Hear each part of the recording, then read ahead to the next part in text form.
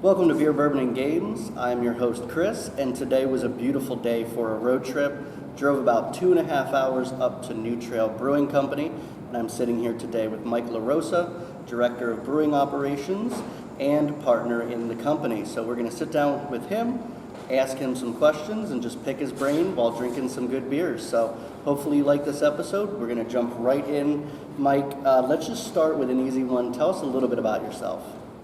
Sure. So I started brewing professionally about 12 years ago. I started at a Rock Bottom, which is kind of like the Applebee's of brew pubs. They're all over the country in major metropolitan areas. I worked for a guy named Brian McConnell there, who now owns the Sterling Pig and Media. I don't know if you've had their beer before. The beer's fantastic if you haven't had the opportunity to get it.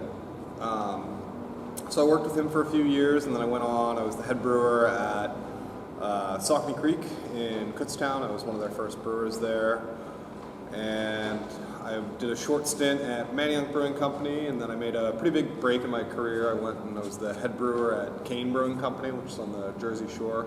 I was there during a pretty integral time during their early growth periods. I left there. I was headhunted from there to go to Tired Hands. So I built the fermenteria, and I was with them for about 2 years. I left Tired Hands and started a consulting company, a breweries consulting company, where I worked with startup breweries doing design, layout, recipe development, yada, yada, yada. And that's how I ended up with New Trail. I was originally their consultant here, and we worked well together, my partners and I, and they decided to offer me partnership in business to stay on board. Tired Hands is how I heard of you. Sure. That was the one I'm most familiar with. So you said you left here, you were a consultant, and then you came, so... Yeah, so I was working with a bunch of breweries down in where you're at. So I worked with Attic Brewing Company in Germantown. I was their consultant. I worked with Tannery Run and Ambler, Hale and True, which is a cidery in South Philly, and then a few other small gigs, but those ones were large ones for me at that time. I'm assuming you no longer do the consulting since you're partnered here? No, I still consult from time to time. It really just depends on, how much free time I have, which isn't a lot recently. But, That makes sense. I like to help people out where I can. And the New Trail name, that was already picked ahead of time when you came here? No, actually, they were originally to call themselves Williamsport Brewing Company, and it might have just been a placeholder, but I remember that's like one of the first things, one of the early meetings that I had with my partners. I was like, that's a dumb name, we should pick something else. So the name New Trail comes from,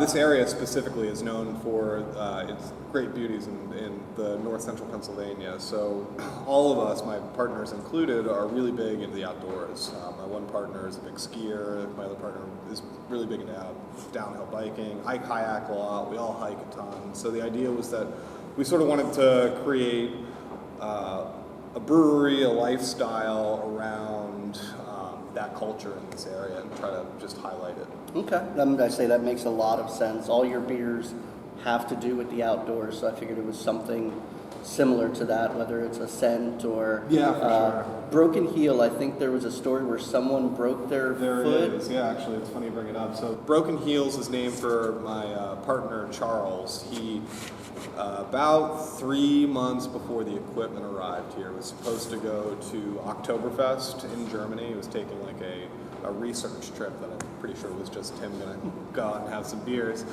And he went into to help out at one of the restaurants that he's a partner at really quickly, and he just happened to have to go up onto a ledge in the basement, and he was fixing something on the ledge, and he slipped and he fell about 12 feet directly down and shattered both of his heels on his way down there. He was stuck in the basement alone for an hour or two before anybody found him. It's pretty horrific. But the funny thing about all of this is that my partners have owned a number of businesses throughout the last 20 years, and whatever they name after Charles is always the most successful item in their restaurants. So they have a burger joint right now called the Brickyard here in Williamsport, and the number one selling burger is the Chuck Burger.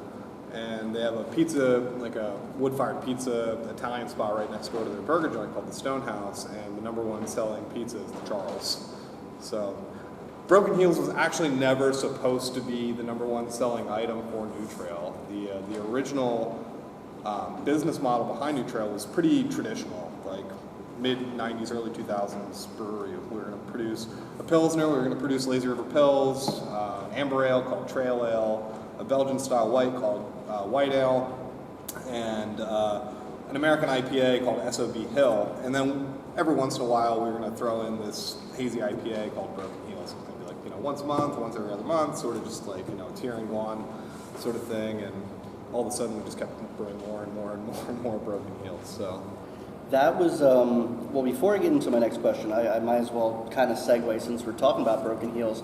We just announced that Double Broken Heels is going to be a year-round thing. It was only seasonal? Was it only summer? It was occasional, I would say. Like, I think we maybe brewed Double Broken Heels in the last 3.5 years. It might have been 4 times or so, but people were demanding more and more of it, and it sort of just made more and more sense to us to kind of extend the brand family.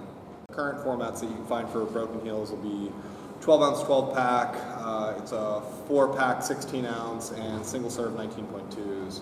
And then Double Broken Heels is going to start out in 19.2s and 4-pack 16-ounce. Oh, perfect. Yeah. So one of the things I wanted to talk about was obviously how much you guys have exploded. Sure. I basically call you guys the Treehouse of PA to my friends. That's very flattering. You guys are very big. Very quickly, I believe, you're 3? Is it 3 years old? We are 3.5-ish, I'd say. So I know a lot of people, when they get into brewing, they want to keep it smaller, taproom only. Obviously, that has gone out the window for you guys. You guys have, I saw you bought a distribution truck the one time you posted it online. You're brewing that year-round. You're helping other people. So what is the vision now that you guys have kind of taken over PA so much? Sure. So, I mean, like being in a more secluded part of the state, I mean, we're 3 hours to Philadelphia, we're 3 hours to Pittsburgh, we're about an hour and 45 to Harrisburg. It's a little over 3.5 hours to get to Erie from where we're at. So we're really like right smack in the middle of the state. We knew that we couldn't necessarily rely on entirely tasting our business. So our idea was always to bring great beer and bring the great outdoors and the beauties of North Central Pennsylvania to as many people as we could. And the best way to do that is to sell beer through distribution. And we've seen explosive growth and people have responded really well to it. How far is your distribution reach right now? We cover every county inside the state right now. Okay. So we're just inside Pennsylvania. Just inside Pennsylvania, okay. We don't ship beer direct to consumers. It's all sold through the very traditional 3-tier model. So we sell to a wholesaler, and the wholesaler sells it to a Wegmans or Giant or your local distributor or your local bar or whatever, and you can find the beer there. Anything like Tavor or anything? Have they approached you? No, I mean, we've been approached by stuff like that before, but we've always valued our partnerships with our wholesalers and our retailers, our partners. So. One of the things that I really like is you guys have grown astronomically, but you're still giving back to smaller people. And one of the things I saw was the Expedition Pack. Sure. You guys, I think, did 4 of them. Yes.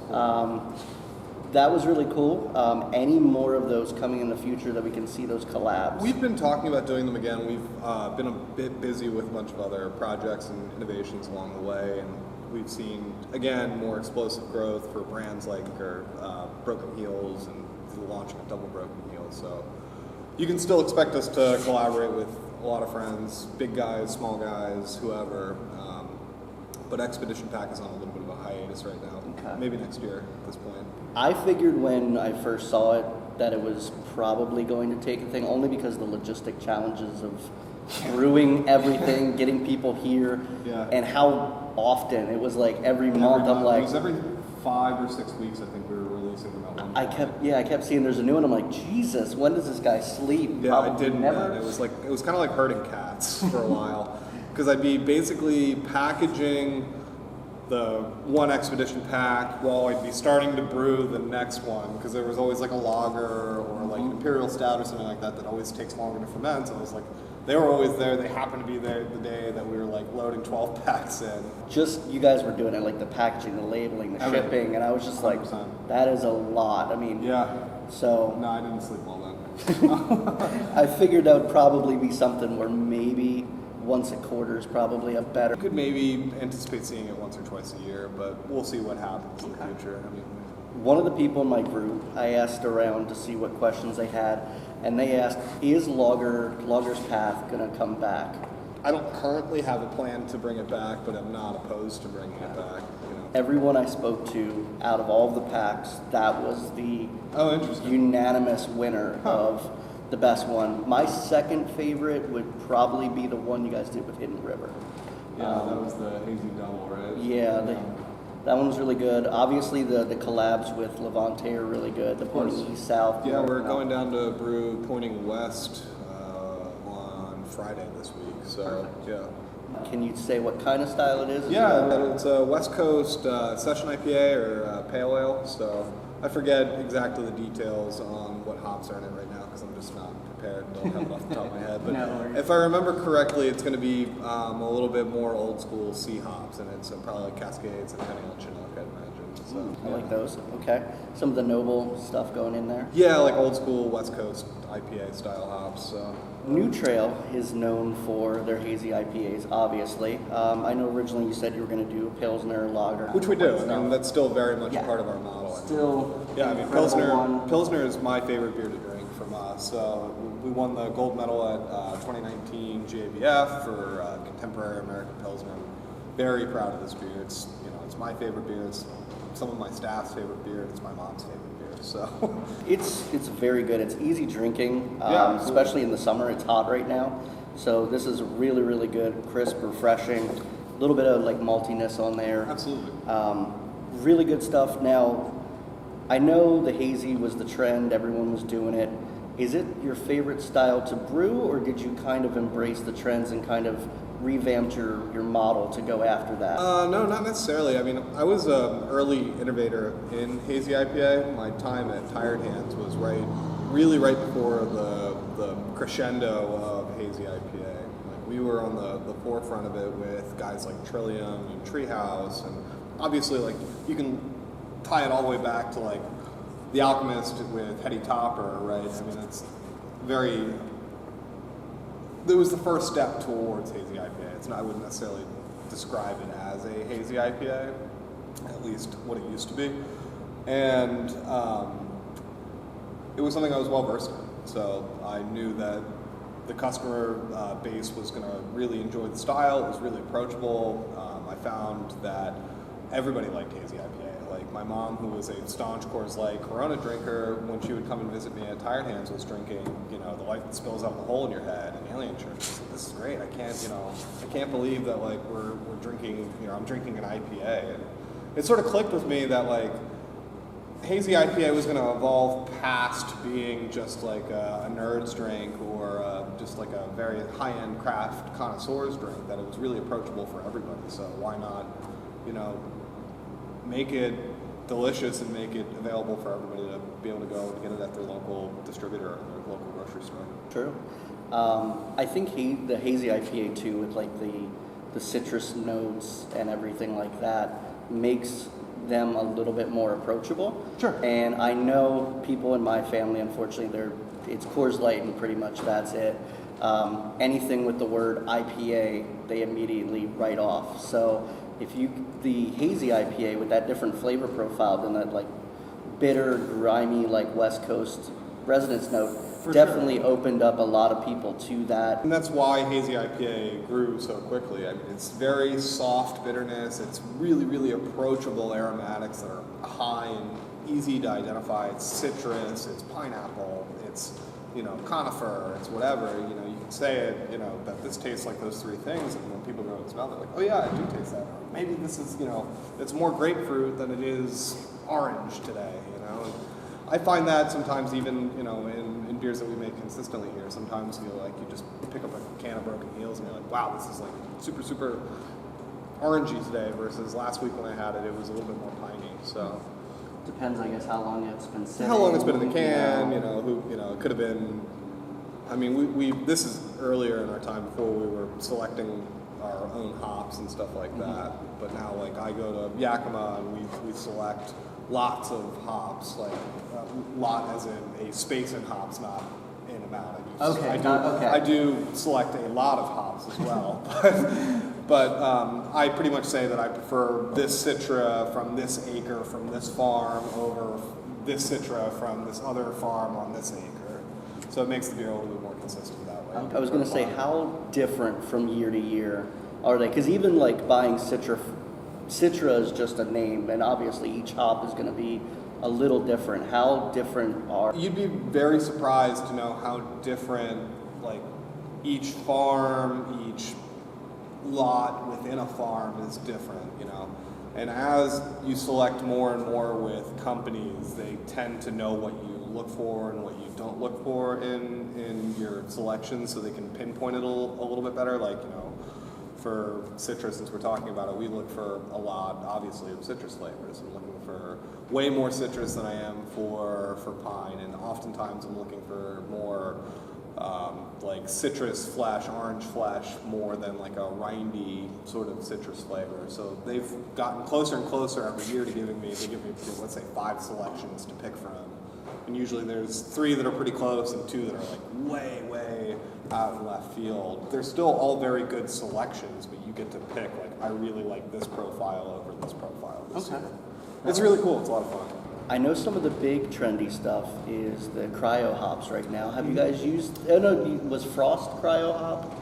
No, I've used a lot of the other hop products.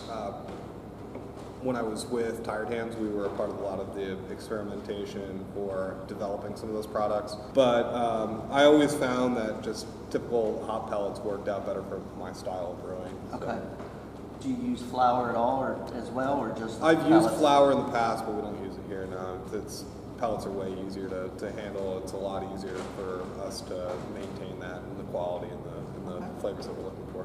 Kind of ties into the next one I have here. So, can you talk a little bit about the brewing equipment you have here? Sure. Yeah. So we use Quality Tank Solutions. They're out of Economilwaukee, Wisconsin, which is a suburb of Milwaukee. Quality Tank Solutions provides tanks for both food and beverage. The family that owns Quality Tank Solutions has been in stainless steel for over 100 years now. They're one of the first companies that were part of the early innovation of stainless steel tanks in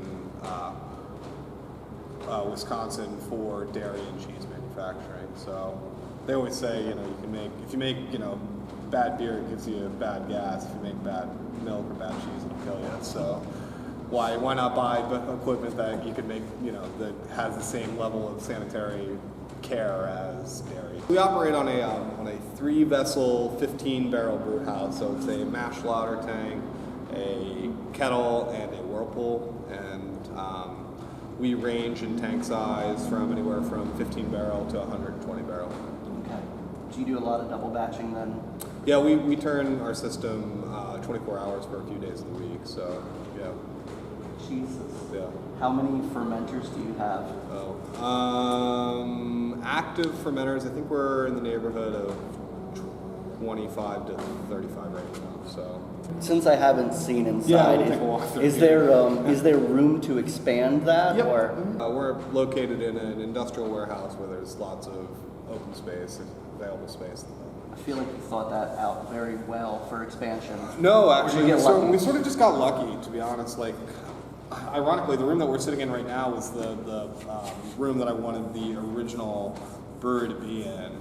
This was going to be just our tasting room in here, and then over back there was going to be a production facility.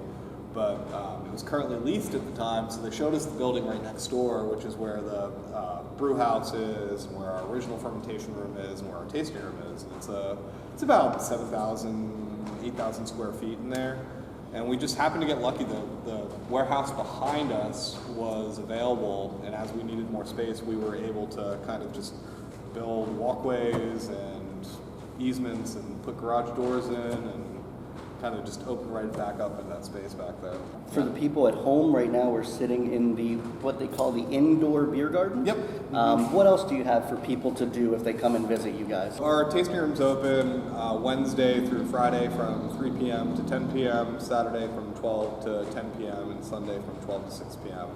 We offer traditional tasting room service, so it operates just like a bar. So you can go to your to the bar and get beer. There's Pennsylvania wine, and then we also have a local soda company, Otto's Brewing Company actually makes soda, so we provide their soda here. There's like table games laying around. We have a food truck that's here every hour that we're open. There's like foosball and all sorts of stuff for families. We're dog friendly, we're leashed and well behaved. Dogs are welcome. Same goes for kids. No, we're family friendly. So there's a lot of open space. We just ask that everybody's well behaved. This room became a COVID solution for us. We needed more seating at the time. If we all remember, we used to have to sit down at a table with a meal in order to have a beverage. So I ran out of tables in the middle of the winter in my tasting room that had to be 6 feet apart. So I was like, well, there's an empty building right next to us. We can throw some picnic tables in there and have a couple heaters, and we'll make it work.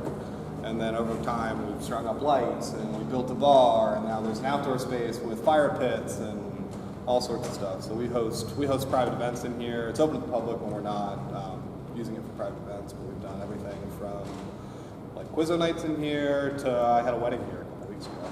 So this wasn't even here until COVID. This was not here. This room did not exist for us until COVID. At least there's one good thing that came out of COVID. Yeah, you're right. I am glad though that it's semi back to normal. Yeah, Hopefully sure. that it doesn't go back. It looks like you guys did perfectly well and survived pretty well here. I know it did impact some people in negative ways, but I know a lot of people fought tooth and nail to get through it. So yeah, I mean everybody had their struggles during it. So we're happy that we came out on the other side and we tried to help out as many people as we could. Like the Bullfrog came to us and they were like, we really, we need some help. We don't have a canning line. We don't really want to bring in a mobile guy. Like, will you help us out? We just, we want to sell Edgar and cans to kind of help with, making up for some of the sales from COVID. We're like, absolutely. We'd love to brew Edgar. Edgar is one of the best IPAs available in Pennsylvania. We'd love to help you out and be a part of this part of your journey. So we gave them a batch of Edgar at cost, so they were able to kind of recoup some money for everything. Yeah, it was fun. Very cool. I'm gonna have to try Edgar now. I've never had it. Now I know you guys have done some collabs here and there, but if you could collab with anybody, who would it be? It's a tough question. Well, I love Pilsner. Pilsner is probably my favorite style of beer. I would say I would love to collab with some of like the big German breweries to see how they produce Pilsner. Somebody like Bitburger or something like that. That would be life-changing for me. Okay. Eye-opening, I should say. Besides your own, what's your favorite Pilsner? Ooh, that's a good question. I really like Braumeister Pils from Victory. Okay.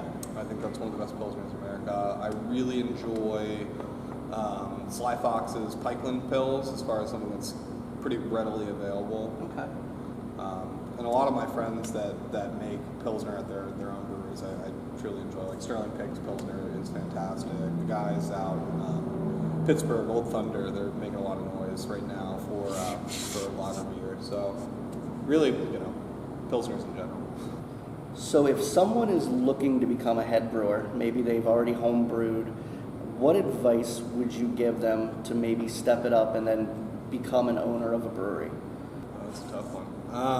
Well, if you're starting out with somebody that's just a home brewer, We'll go with that, yeah. Let's go with first step. Yeah, I mean, if you're just starting on home brewing, I would say the first thing you should do is get a job at a brewery, because brewing is a lot of fun, but it is not glamorous work.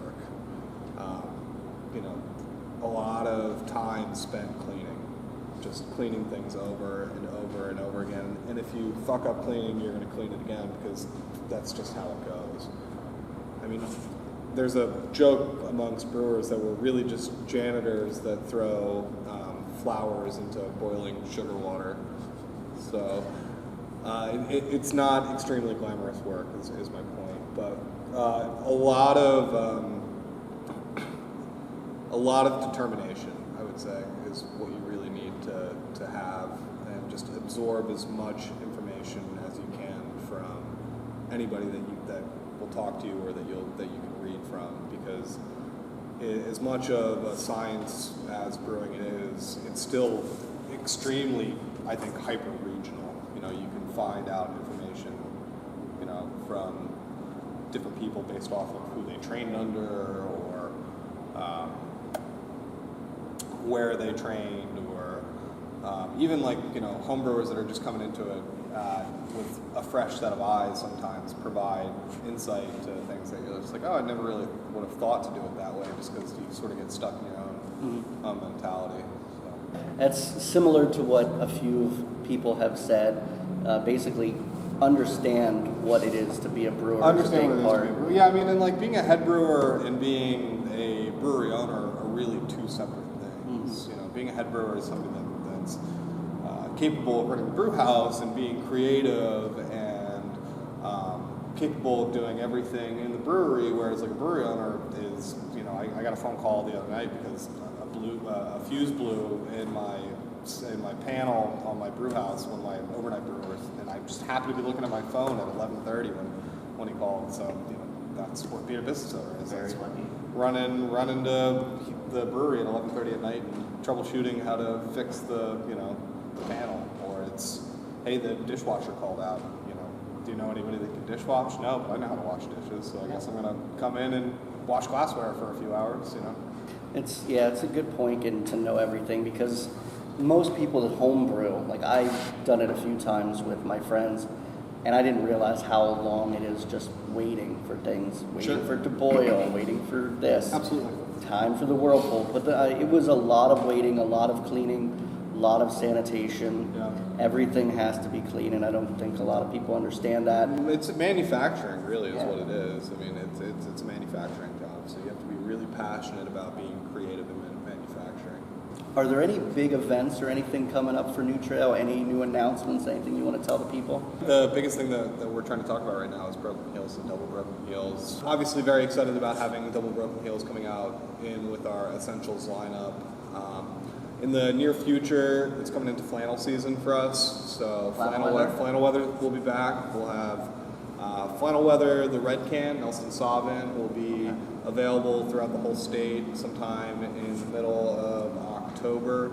And then we're moving to doing another lightly distributed flannel weather, and I believe that's going to be flannel weather Waiiti, another New Zealand hop. And then we're going to do 2 in-house only flannel weathers as well, released at the same time, and they will be flannel weather New Zealand Cascade, which is Cascade's basic rhizome that was transported to New Zealand. So it's like the Cascade that you know and love, but it's grown in a totally different terroir, which totally changes the profile of Cascade. It makes it way more peachy and tropical citrusy versus kind of like that earthy pine citrus that you get from traditional Cascade. And then we're going to do one with an experimental New Zealand hop, New Zealand 32-2.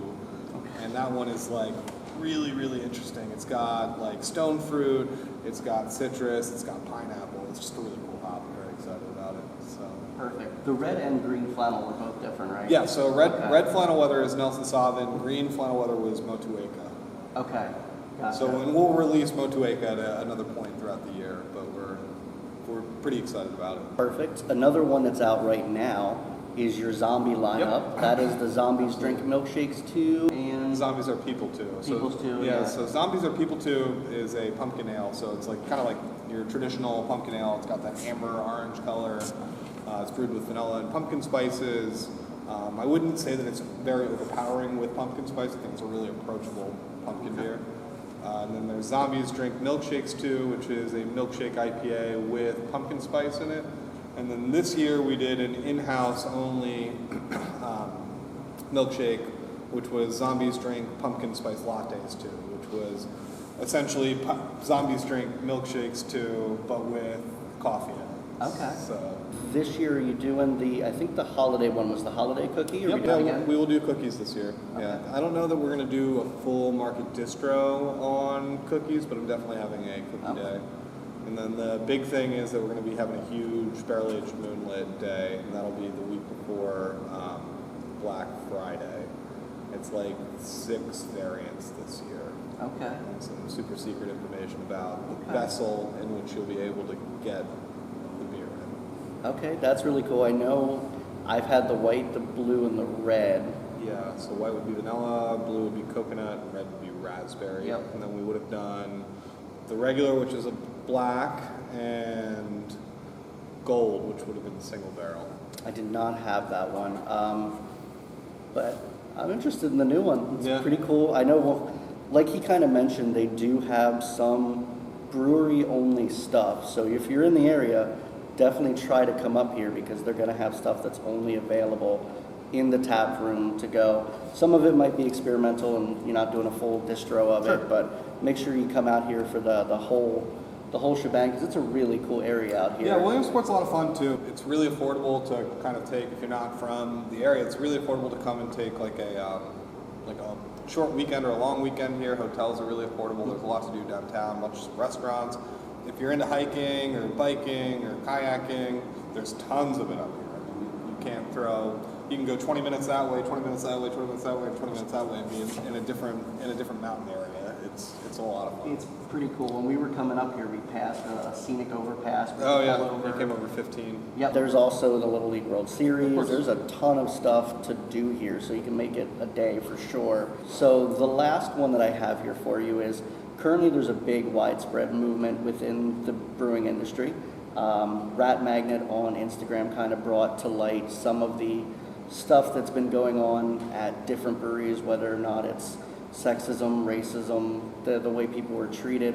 What is New Trail doing to make sure everyone here is safe and coming to a good work environment? Yeah, I mean, what Brand did for the industry was certainly shine a light on something that I think a lot of us knew about and were certainly flabbergasted to know that it was happening at such a large scale, and I really commend her for the work that she did there. What we are doing here at New Trail, we have always just wanted to treat people the way that you should treat them.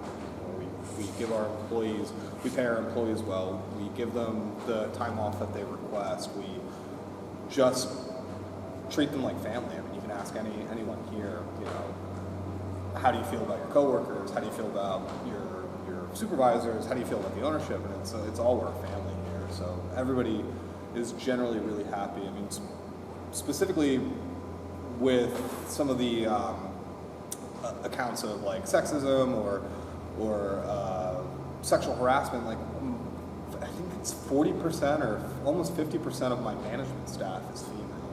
So it's not even really like a thing here. Like we treat everybody like people. Like, yeah. It's good to hear. And we operate with an open door policy. I mean, you know, my phone's gone off probably 3 times while I've been sitting here. But like usually, one of the reasons why we're not doing this in my office is because it's just an onslaught of people that are always walking in, you know. And generally, we don't really have like any workplace discrepancies between people. Like people are just generally happy to be here, and that's, I think, just a part of who we are. Good to hear. I obviously don't work in the industry, but from the outside, I was extremely surprised. Like I just thought, hey, you work at a place where they make beer. That sounds fun. Yeah, well, I mean, like there's certainly truth to some of the stereotype about like there being a lot of white male brewers, right? I mean, you made the joke about like, you know, every head brewer has to have a beard except for Hannah, right? You know, Hannah's a great person, she's a fun person to be around. I certainly try to make a point to try to find people that are nice people, but I also try to find and give opportunities to women in brewing. Like right now, I have Bethany, who is like one of my lead packaging people. She can run everything from the can filler down through packing boxes. She packs out when she needs to, but she can also be the filling operator. She can clean tanks. She can run the keg washer. We're fortunate enough, I guess I should back up, to have a Pennsylvania College of Technology down the street, which has a brewing program. So that's cool. Yeah, so we recently had an intern. Her name was Montana, and she just left here a few months ago. I think she was brewing at Terrapin now. Oh, okay. Yeah, big brewery. Yeah. And then right now we have Chloe, in which she's graduating high school, and she's been a brewing intern with us for the last about a couple months now. So it just makes me laugh. High school. Yeah. Stretch goal. Yeah, but I mean, she started the same way that I treat everybody else. Yeah, She started on the that's keg. awesome. She started on the keg washer. She, really, as long as she's not handling the alcohol, it's legal for her to do whatever. So, she can certainly learn how to clean a tank. She can learn how to, brew beer in theory. Yeah. So just can't taste test it. just can't taste test it, right? So can't taste test it, sell it or serve it. So That is pretty cool. Yeah. Besides the white male thing, a lot of things I hear is like the frat mentality, and unfortunately it's everywhere. Yeah. I mean, I think that's certainly. I mean, obviously the Me Too movement brought to light a lot of what was happening in the white collar, so to speak, business class America, and it sort of just what Brewing had its day of reckoning. I think that unfortunately there's a lot of that sort of frat mentality in a lot of places, and we try not to perpetuate any sort of culture like that here. It's very family oriented, friendly. There's lots of people here that have kids and families and daughters, and it's sort of like, don't treat anybody the way that you're not supposed to. Exactly. It's not that hard. Sadly, it's everywhere. Yeah. I don't know if you're a gamer at all like me, but I've gamed a little bit. it's even in the gaming industry. Oh, I'm sure. Like Activision Blizzard right now is having a huge lawsuit because of all the stuff that was going on from them. So Yeah, I mean, the kind of the sort of golden rule here is don't be an asshole. Like it's don't be an asshole and enjoy your job. Like, we don't want you to come to a place that you don't enjoy being at. I'm pretty sure that's the first rule of my Facebook group is don't be an be an asshole. asshole, yeah. It's very all encompassing. So Yeah, it's really not that hard. Like, just smile and say hi to people. New Trail is everywhere, and there's a good reason why they are. They're fantastic. If you've been living under a rock and somehow you've not heard of them, definitely go out and look for any of their products. You won't be disappointed. Or come to the tap room. It's a really cool place here. Yeah, absolutely. We're happy to host you. So, and if you see me, say hi. I'm not an asshole. So, kind of the rule. Awesome. Well, thank you so much, man, for sitting down here with me. We can go ahead and walk around, and we'll take a look at everything. Absolutely.